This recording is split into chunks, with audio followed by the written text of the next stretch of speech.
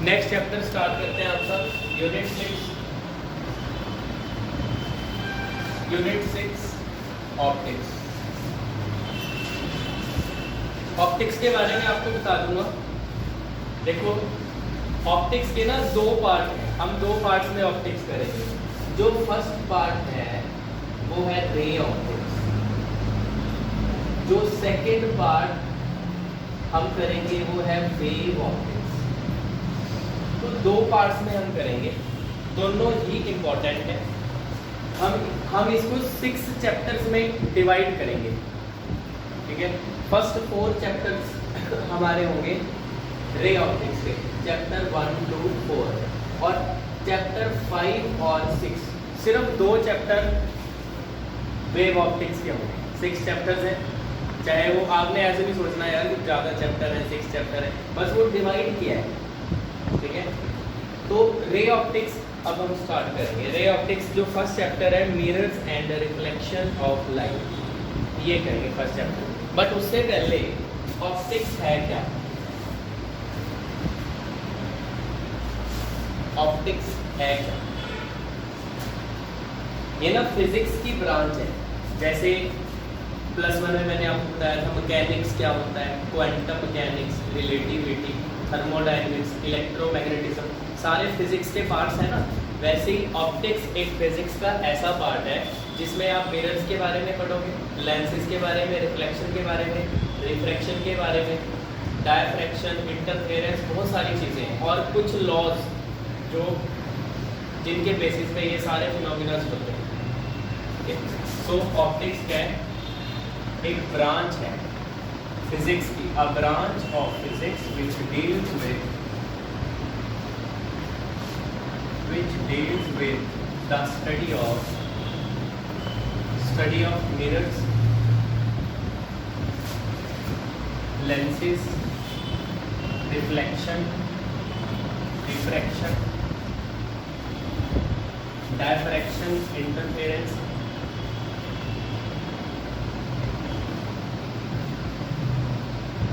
interference, etc. and the laws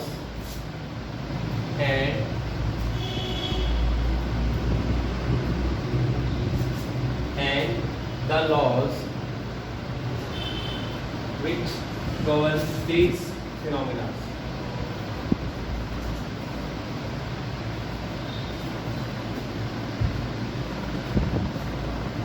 ये इतने सारे लिख दिए मैंने, रिफ्लेक्शन, रिफ्रैक्शन, डायफ्रैक्शन, इंटरफेरेंस, इनके ये कुछ लॉज के अकॉर्डिंग चलते हैं। वो लॉज पे हम इसमें पढ़ते हैं। सो आप ये लाइट रिलेटेड स्टडी आप कह सकते हैं, ये लाइट के रिलेटेड सारी इसमें लाइट यूज हो, लाइट रिलेटेड स्टडी।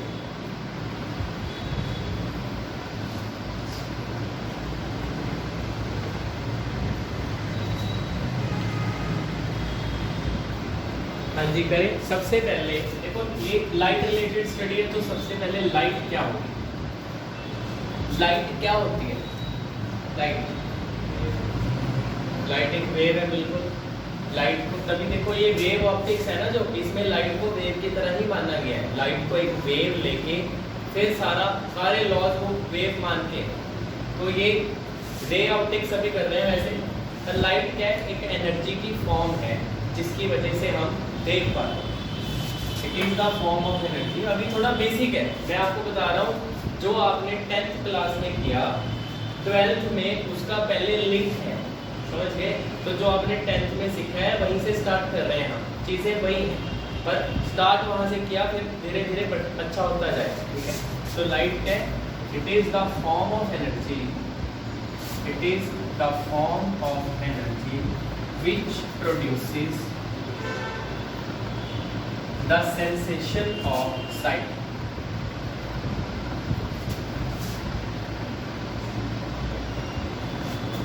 और विजन, ये है लाइट। ये एक एनर्जी की फॉर्म है जिसकी वजह से हम देख पा रहे हैं। बट जो लाइट सन से आती है ना, उसमें 3 चीजें होती हैं। जो सन से लाइट आती है इसके 3 पार्ट होते हैं। एक इंफ्रारेड, यूनिट 5 में मैंने आपको करवाई है, यूनिट 5 में हमने इलेक्ट्रोमैग्नेटिक वेव्स पढ़ी थी ना, उसमें हमने किए इंफ्रारेड, फिर आता है विजिबल और फिर आता है अल्ट्रावायलेट। 3 पार्ट है। जो अर्थ की जो सन की रेज आ रही है अर्थ पे, उसका जो हमें हॉट, वो गर्म लगती है ना, जो हॉट पोर्शन है वो है ये इंफ्रारेड, इसकी वजह से हमें वो गर्म लगती है। विजिबल ये रीजन है लाइट का जिसमें हम देख पाते हैं। इसमें विजिबल लाइट अगर ना हो तो हम देख नहीं पाएंगे, ठीक है। और मैं इसकी वेवलेंथ आपको बता देता हूँ। 400 नैनोमीटर से जो विजिबल है ये 400 से 760 नैनोमीटर अराउंड रहता है। और कई बुक्स में ना 760 की जगह 800 भी है, वो भी गलत नहीं है, वो ठीक है, क्योंकि इसके साथ लगा है नैनोमीटर। 10⁻⁹ यूज कर रहे हैं, तो थोड़ा बहुत अगर ऊपर नीचे हो भी जाए ना कोई फर्क नहीं पड़ता, इतना फर्क नहीं पड़ेगा। तो मैं इसलिए बता रहा हूँ, कई बुक्स में ना ये लिखा है 800, 400 to 800, तो ऐसे इस रीजन में हम देखते हैं। और अल्ट्रावायलेट जो पार्ट है ये हार्मफुल होता है ह्यूमंस के लिए, स्किन के लिए हार्मफुल है, और आपको पता ही है ओजोन लेयर इसको बाहर ही रोक देती है, ये पोर्शन अर्थ पे नहीं आता अल्ट्रावायलेट, ठीक है।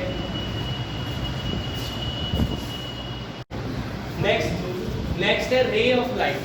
रे क्या होता है कि लाइट के रास्ते में आप एक स्ट्रेट लाइन ऐसे ड्रॉ कर देते हो और लाइट की डायरेक्शन के लिए उसमें एरो लगा देते हो, ठीक है। ये है ray of light. So ray of light क्या है? अ स्ट्रेट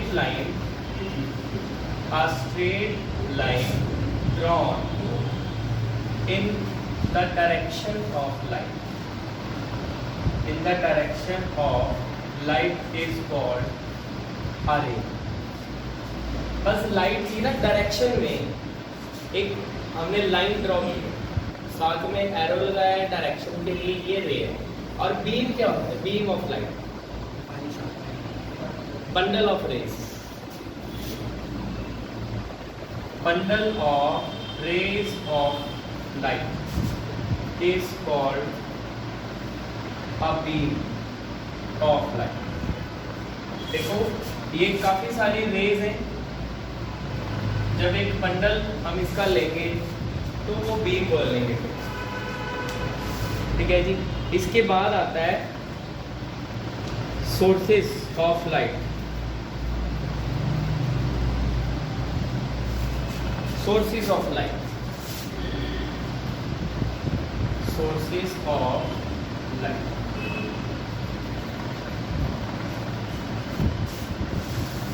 फर्स्ट है incandescent source of light.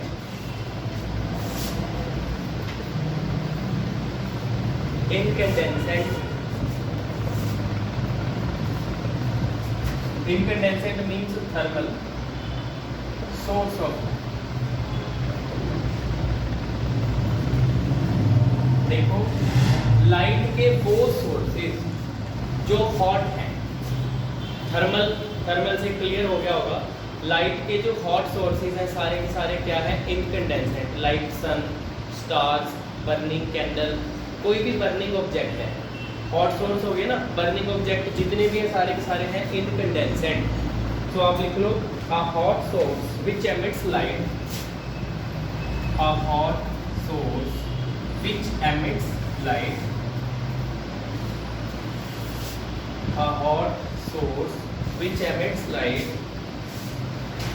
containing a whole range of visible wavelengths, containing a whole range of visible wavelength। Visible wavelength आपको बताई थी ना 400 नैनोमीटर से 760 nanometre, जिसमें पूरी रेंज है विजिबल वेवलेंथ की, और वो हॉट सोर्स है उनको बोलेंगे incandescent source. For example sun, stars, burning candle,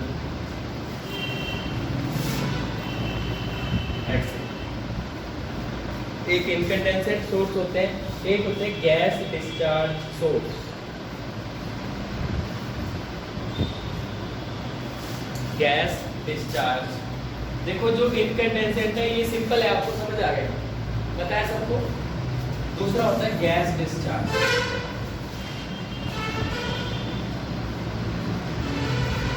ये मैं पहले आपको समझा देता हूँ। गैस डिस्चार्ज सोर्स,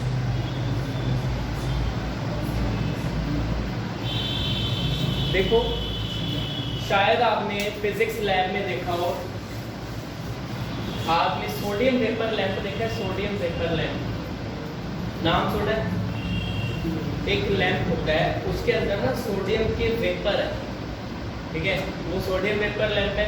मैं आपको और भी एग्जांपल देता हूँ। एक होता है नियॉन लैंप, नियॉन लैंप होता है, आपने जैसे वो सुना है ना हीलियम लाइट, सुना है ना, उसके अंदर एक्चुअली गैस होती है, गैस फील्ड होते हैं वो, जैसे सोडियम वेपर, वेपर तो गैस है, तो जो सोर्स है उसके अंदर गैस फिल की जाती है, और जैसे ही हम करंट अप्लाई करते हैं ना, वो जो गैस है ना, उसके अंदर जो इलेक्ट्रॉन है वो हायर ऑर्बिट से लोअर ऑर्बिट जंप करते हैं और लाइट छोड़ते हैं। जब हम इलेक्ट्रिक फील्ड अप्लाई करते हैं उसमें, तो जो लाइट है, जो गैस है ना, उसके अंदर जो इलेक्ट्रॉन्स हैं वो जंप करते हैं फिर हायर ऑर्बिट से लोअर ऑर्बिट। तो वो जब जंप करके नीचे आते हैं ना, आपको यूनिट 8 में पता चलेगा, जब भी इलेक्ट्रॉन हायर एनर्जी से लोअर एनर्जी जंप करेगा, पर्टिकुलर कलर की लाइट छोड़ता है।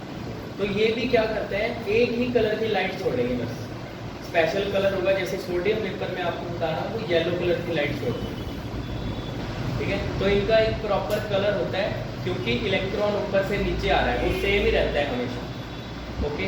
तो आप इसमें लिख लो, ये गैस फील्ड सोर्स होता है, a gas field source, a gas field source which emits light of particular color, which emits light of particular color, light of particular color on the application of current, on the application of current is called gas discharge source.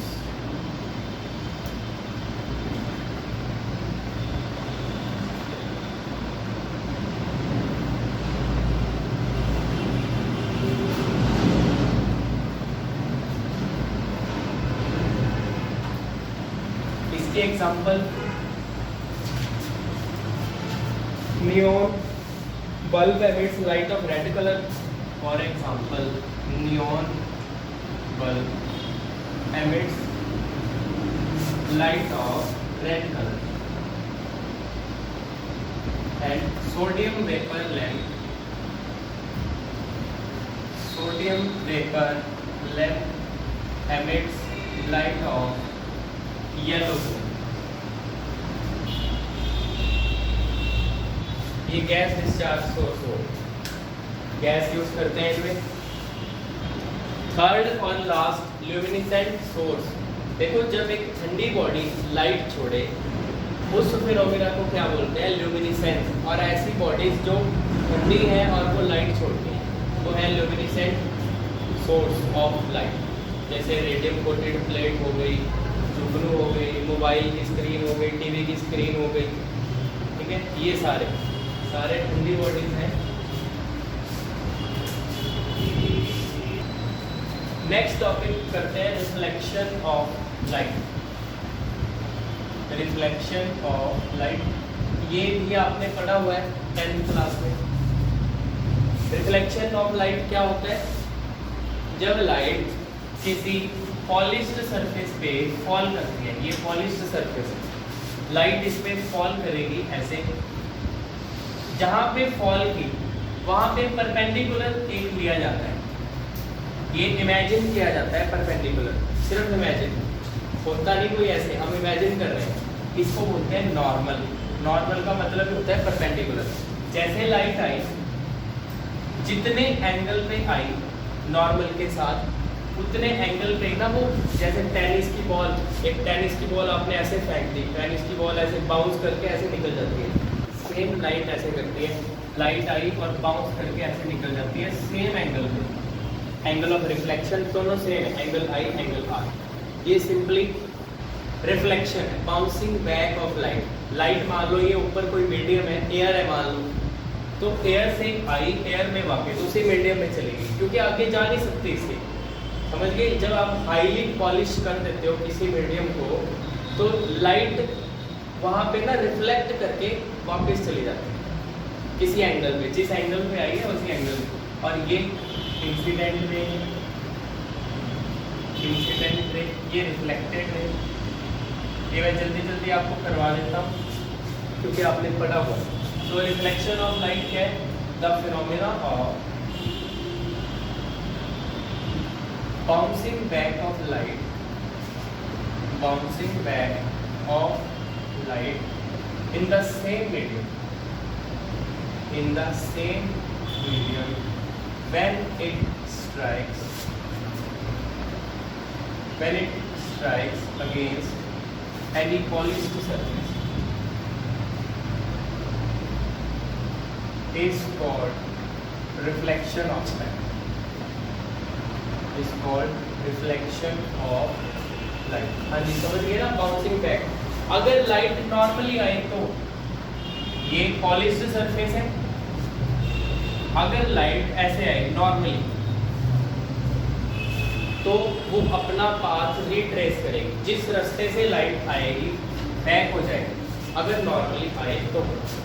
ठीक है जी, reflection of light आपको बता दिया। अब जो reflection है वो दो तरह की होगी, रेगुलर रिफ्लेक्शन और इरेगुलर। रेगुलर रिफ्लेक्शन,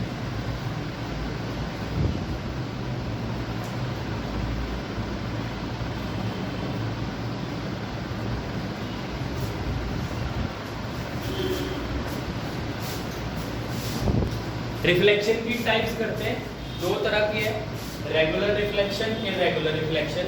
जब लाइट पैरेलल आ रही है, लाइट की रेज और किसी प्लेन सरफेस पे रिफ्लेक्ट हो रही है, प्लेन सरफेस पे इंसिडेंट हो रही है, तो आफ्टर रिफ्लेक्शन ये पैरेलल जाएंगे, पैरेलल आई और पैरेलल गई तो वो रेगुलर रिफ्लेक्शन है। देखो, when parallel rays of light incident on plane surface moves parallel after reflection, so reflection को बोलेंगे रेगुलर।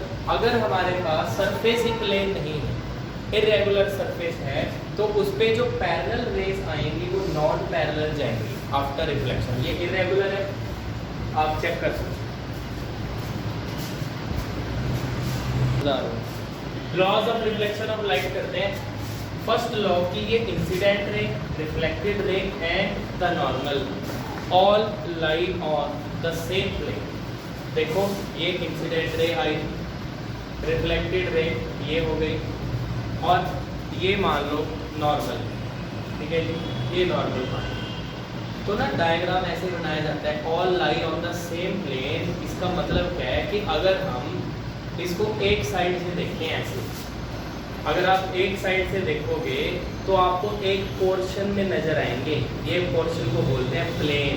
प्लेन कोई स्मूथ सरफेस नहीं है, ये तीनों एक ही पोर्शन में, जैसे टेनिस बॉल की तरह लाइट आई उसी पोर्शन में बाउंस करके आगे निकल जाएगी। पोर्शन कभी ऐसे नहीं होगा कि लाइट ऐसे आई और इस तरफ चली गई। लाइट अगर ऐसे आ रही है तो बाउंस करके उसी फ्रेम में जाएगी, ऐसे उसी पोर्शन में, समझ गए, उसको बोलते हैं प्लेन।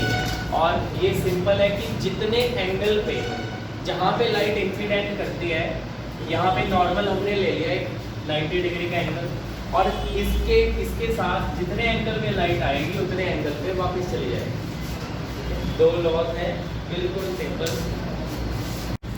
नेक्स्ट टॉपिक करते हैं, characteristics of image.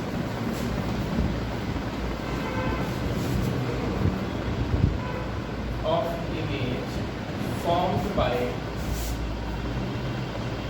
A plane mirror. Plane mirror कैसी इमेज बनाए? डेली आप अपने आप को देखते हो प्लेन मिरर, कैसी इमेज बनाता है? रियल होती है या वर्चुअल होती है?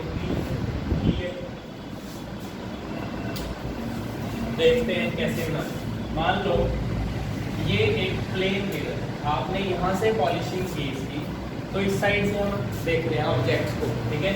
मान लो ये एक ऑब्जेक्ट है हमारे पास, अगर इससे रे बिल्कुल परपेंडिकुलर जाए तो रिट्रेस करेगी पाथ, और जब वो वापस आएगी हमें ऐसे अपीयर होगा कि ऐसे कहीं से आ रही है, पीछे से कहीं से आ रही है ना।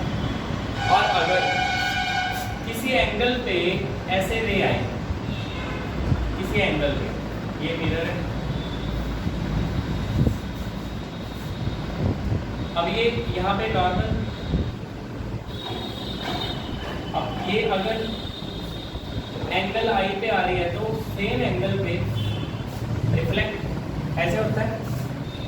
तो ना जब हम यहाँ से देखेंगे, यहाँ पे जब कोई देखेगा रे ऐसे आ रही है ना, अपीयर ऐसे होगी कि यहाँ कहीं से आ रही है, तो यहाँ पे दो रेज मिलती हुई अपीयर हो रही है। एक जो एक रे वापस गई है ऐसे, ये रे आई यहाँ पे रिफ्लेक्ट होने के बाद वापस गई, ये ऐसे लग रहा है कि पीछे से कहीं से आ रही है, और ये भी रिफ्लेक्ट होने के बाद यहाँ पे ऐसे लग रहा है कि पीछे से किसी पॉइंट से आ रही है।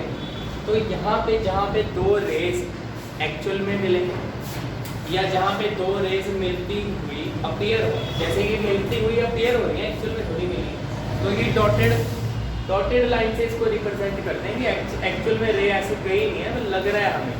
डॉटेड का मतलब ये होता है अपरेंट, जो अपीयर हो रहा है। तो ये जो इमेज बनी है वो वर्चुअल है। तो जो आप अपने आप को देखते हो, रियल तो होती नहीं, वो वर्चुअल होती है। सोच के बोला करो यार। वर्चुअल एंड इरेक्ट होती है। इरेक्ट मीन्स सिटिंग इमेज, हम उल्टे बनते हैं मिरर में।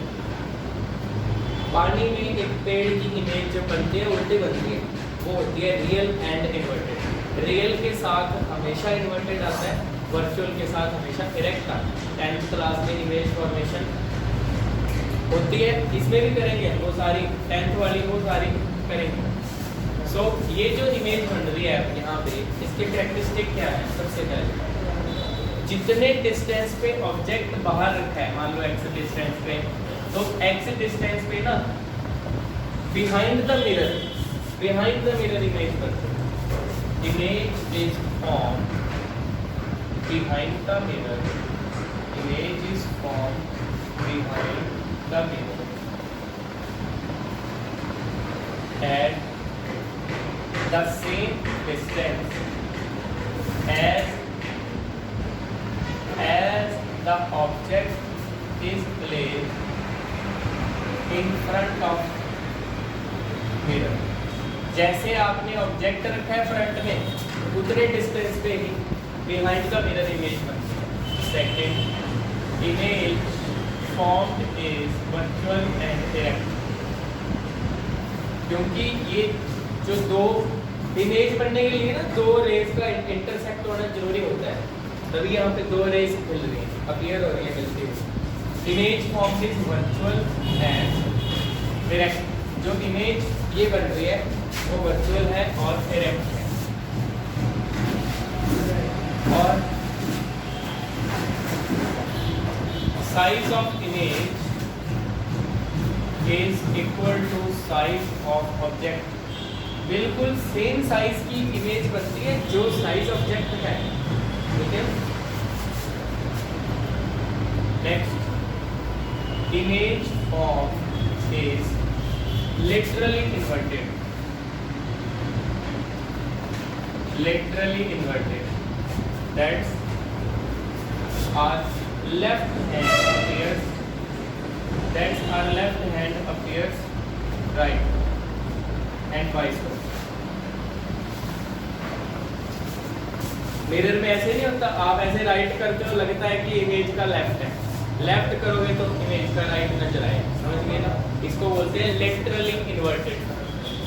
साइड इन्वर्ट होती है, जैसे ये बी लिखा है मैंने, मिरर में उल्टा बी बनेगा, साइड चेंज हो जाएगी, ये साइड ऐसे, समझ गए ना। साइड इन्वर्ट हो जाती है, लेफ्ट साइड राइट नजर आएगी, राइट साइड लेफ्ट। सो ये थी जो प्लेन मिरर इमेज बनाता है उसकी प्रॉपर्टीज। नेक्स्ट टॉपिक करते हैं spherical mirror. Spherical mirror, spherical mirror क्या होता है? देखो हमारे पास एक होलो स्फेयर होता है, समझो आप, हमारे पास ना एक स्फेयर है ऐसे, ये अंदर से खाली है। तो हम क्या करते हैं, इसको इसकी कटिंग करके ना इसकी पॉलिशिंग करते हैं, ठीक है। मान लो इसकी कटिंग दो तरीके से की जा सकती है। मान लो हमने ये बीच में से कट कर दिया है, कट करके मान लो ये वाला पोर्शन निकाल दिया, डॉटेड मतलब ये नहीं है, कटिंग की साइड कर दिया, समझ गए? तो अब ये खाली स्फेयर हमारे पास बचा है, होलो स्फेयर। हम क्या करते हैं, होलो स्फेयर की एक साइड को पॉलिश कर देते हैं। अभी मैंने अंदर से पॉलिश कर दिया, तो ना इसका यहाँ से यहाँ तक जो पार्ट है वो रिफ्लेक्ट करने लग जाएगा, क्योंकि आपने अंदर से पॉलिशिंग कर दी ना इसकी एक साइड से। तो ये दूसरी साइड से ना अब यहाँ से बाहर से वो रिफ्लेक्ट करना शुरू कर देगा। और ऐसा भी हम कर सकते हैं, देखो मान लो ये हमारे पास स्फेयर है,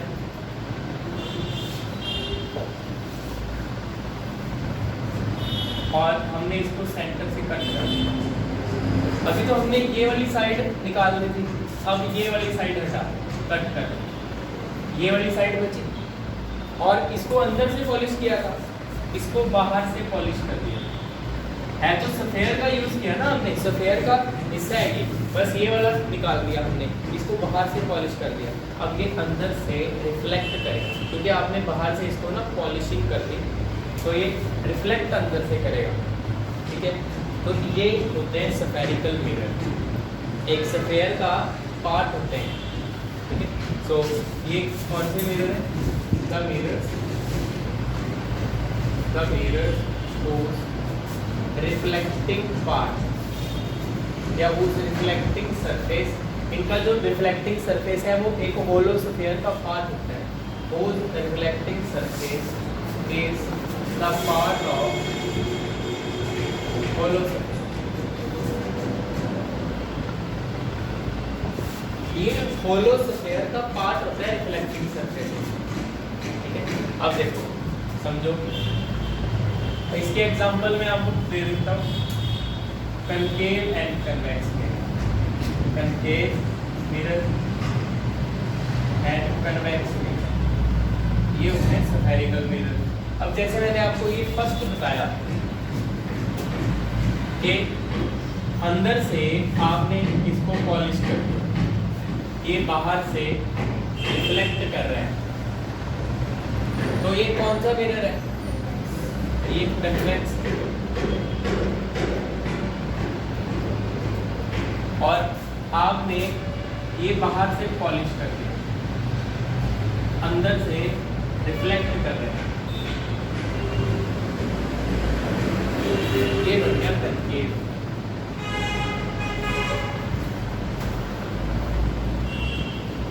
अगर किसी को ना इसमें कंफ्यूजन है कनकेव कन्वेक्स में यार कौन सा होता है, आप दोनों करते हुए इकट्ठे याद रखते हो दोनों को, इसीलिए कंफ्यूजन है। सबको नहीं होगी, जिसको कंफ्यूजन है वो दोनों में से कोई एक अच्छे से कर ले, उसका उल्टा दूसरा हो, कोई एक अच्छे से कर लो बस, दूसरा बिल्कुल ऑपोजिट है, ठीक है जी। ये पता चल गया कनकेव कन्वेक्स। अभी ये प्रॉपर लिखेंगे,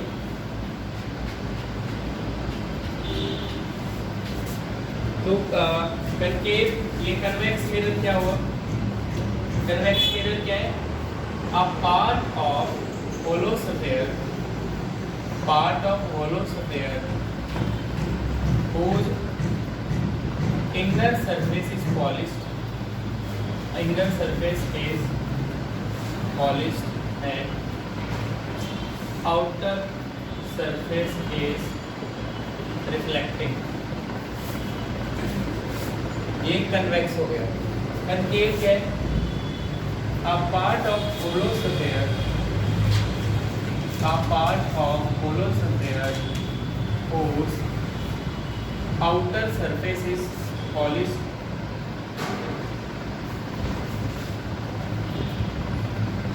and inner surface is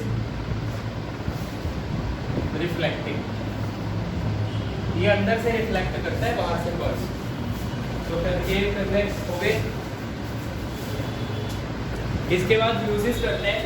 देखो जो कन्वेक्स मिरर है, पहले तो आपको पता होना चाहिए इमेजेस कैसे बनाते हैं। मैं आपको ना ये डिटेल में बताऊंगा, इमेज फॉर्मेशन बाद में टॉपिक आएगा तो डिटेल में करेंगे हम। पर फिलहाल उससे पहले आपको ये पता होना चाहिए जो कन्वेक्स है वो छोटी इमेज बनाता है, जो कनकेव है वो अगर आप पास से देखोगे इसके तो बड़ी इमेज बनाएगा पास से। वैसे ये हर तरह की इमेज बनाता है, छोटी बड़ी, पर अगर हम मिरर के पास से ऑब्जेक्ट रखें बड़ी इमेज बनाएगा। ये छोटी इमेज बनाता है हमेशा।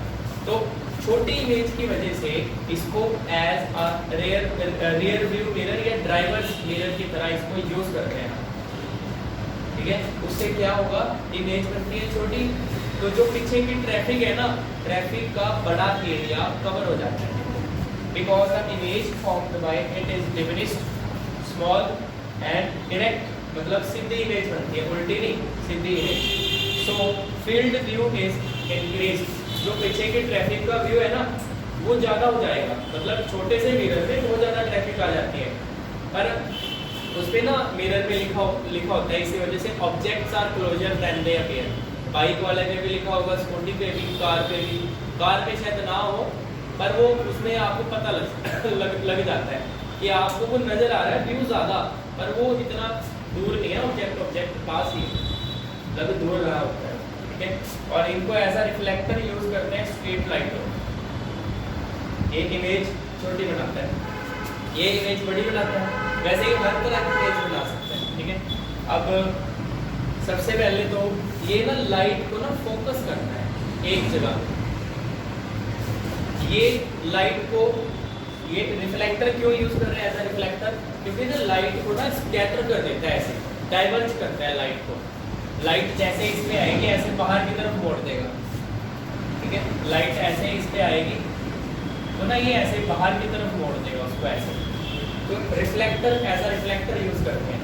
इसमें उल्टा है, इस पे अगर लाइट आएगी तो ये अंदर की तरफ उसको कन्वर्ज करता है, एक पॉइंट पे फोकस करता है। तो तभी सोलर कुकर होता है ना, जो सोलर कुकर उस पे लाइट पड़ती है, जब उस पे हमने ये रखा होता है मिरर, जब लाइट पड़ती है तो वो सारी फोकस करता है। ब्लैक बॉडी जो होती है ना, ब्लैक उसमें रखी होती है सोलर कुकर में, उनके ऊपर फोकस करता है। मैंने इसमें लिखा भी है solar cooker to focus on light, क्योंकि इसका काम है लाइट को इकट्ठी करके कन्वर्ज करना एक पॉइंट पे। देखो लाइट आई ऐसे कन्वर्ज कर दिया, ठीक है। इसीलिए इसका दूसरा नाम है कन्वर्जिंग मिरर, कनकेव का कन्वर्जिंग मिरर। लाइट को ये खिंडा रहा है, डाइवर्जिंग मिरर, इसका नाम है डाइवर्जिंग मिरर, ठीक है जी। और इसको यूज करते हैं डेंटिस्ट, ईएनटी स्पेशलिस्ट, क्योंकि लाइट को फोकस करता है। तो एक बॉडी पार्ट पे लाइट को फोकस करने के लिए इसको यूज करते हैं डेंटिस्ट और ईएनटी स्पेशलिस्ट। और these are used as a shaving और मेकअप मिरर, क्योंकि जब हम इसको पास से देखेंगे, जब हम फेस के पास रखते हैं ना, बहुत ही क्लियर और बड़ी इमेज बनाते हैं, बहुत क्लियर और बड़ी, ठीक है। और ये सर्च लाइटों में, टॉर्चेस में, मोटर हेडलाइट्स में यूज होते हैं। नेक्स्ट करते हैं कुछ इंपॉर्टेंट टर्म्स जो स्फेरिकल मिरर्स में काम आएंगी, इमेज फॉर्मेशन में जो हेल्प करेंगी। जैसे सेंटर ऑफ कर्वेचर, सी से डिनोट करते हैं। क्या होता है, मान लो हमारे पास है कन्वेक्स, ये जिस स्फीयर का पार्ट है उसके सेंटर को बोलते हैं, ठीक है। Centre of the sphere of which the mirror forms the part. Radius of curvature, इस स्फीयर का जो radius of the sphere of which the mirror is part. तो ये बन गया रेडियस ऑफ कर्वेचर, आर से लिखते हैं। पोल क्या है, mid point of the mirror. Mirror आपका यहाँ से यहाँ तक है मिरर, ये तो हमने कट कर दिया ना, ये साइड कट कर दी है, तो ये जो मिरर है इसके मिड पॉइंट को बोलते हैं पोल। इसको पी से डिनोट करते हैं, ये हमारे पास है पोल। वर्टेक्स भी बोलते हैं इसको। प्रिंसिपल एक्सिस, जो लाइन पोल और सी से पास कर रही है, line passing through pole and centre of curvature और अपर्चर क्या होता है कि जितना रिफ्लेक्टिंग पार्ट है, जैसे ये मिरर है, सिर्फ यहाँ से यहाँ तक पॉलिशिंग की है, रिफ्लेक्ट सिर्फ यहाँ से यहाँ तक करेगा ना, तो जो इसका इफेक्टिव डायमीटर है ना, जहाँ तक रिफ्लेक्ट कर रहा है वहाँ तक का जो डायमीटर है उसको बोलते हैं the effective diameter of the reflecting area of spherical mirror, इसको बोलेंगे अपर्चर। नेक्स्ट करते हैं फोकस। देखो फोकस क्या होता है, a point on principal axis at which rays coming parallel to principal axis actually meet और अपीयर्स टू मीट। देखो ये हमारे पास है कन्वेक्स, पैरेलल रेज आई, इसने डाइवर्ज कर दी और ये ना हमें ऐसे मिलती हुई अपीयर होगी, यहाँ ऐसे लगेगा कि एफ से आ रही है। तो पी के और सी के बिल्कुल सेंटर में, पोल के और सेंटर ऑफ कर्वेचर के सेंटर में होता है एफ। तो यहाँ पे तो एक्चुअल में थोड़ी मिल रही है, अपीयर हो रही है मिलती हुई, और यहाँ पे इसने कन्वर्ज कर दिया, पैरेलल आ रही है जो रेज, इनको कन्वर्ज कर दिया अंदर की तरफ, तो ये फोकस में जाके मिलेगी पी के और सी के बिल्कुल सेंटर में। तो फोकस क्या है, प्रिंसिपल एक्सिस के ऊपर एक ऐसा पॉइंट है जहाँ पे जो पैरेलल रेज आ रही हैं वो या तो एक्चुअल में मिलते हैं या फिर मिलती हुई अपीयर होती है। और नेक्स्ट है फोकल लेंथ, पोल के और फोकस के बीच का जो डिस्टेंस होता है, ये देखो, ये पोल, ये फोकस, ये पोल से फोकस के बीच का डिस्टेंस फोकल लेंथ, यहाँ पे ये पी के और एफ के बीच का डिस्टेंस फोकल लेंथ, ये वाला।